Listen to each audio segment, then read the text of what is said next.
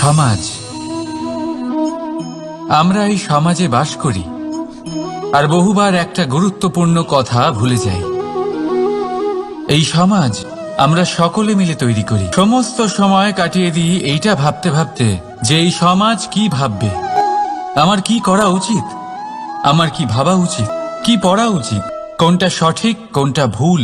যদি আমি এটা করি তাহলে কয়েকজনের এটা মনে হবে না তো যে আমি খারাপ, যখন আমি তা নই।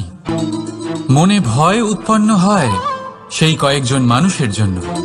তার কারণ হলো আমরা আমাদের মনের কথা শুনতে পাই না, না শুনতে পারি, না বলতে পারি, আর না করতে পারি।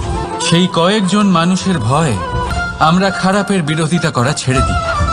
কিন্তু কখনো নিজেকে জিজ্ঞেস করুন, শেষ পর্যন্ত কারা এই কয়েকজন মানুষ? এই সংসারে প্রতিটি মানুষেরই নিজের আলাদা আলাদা ব্যক্তিত্ব আছে, আলাদা দৃষ্টিভঙ্গি আছে। তাই যদি আপনি এটা ভাবেন যে আপনি সবাইকে খুশি করতে পারবেন, তাহলে আপনি ভীষণ বড় ভুল করছেন।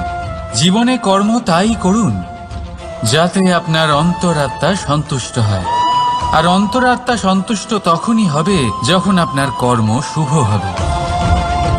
তাই নিজের মনের কথা শুনে এই সংসারে শুভ কর্ম করতে থাকুন।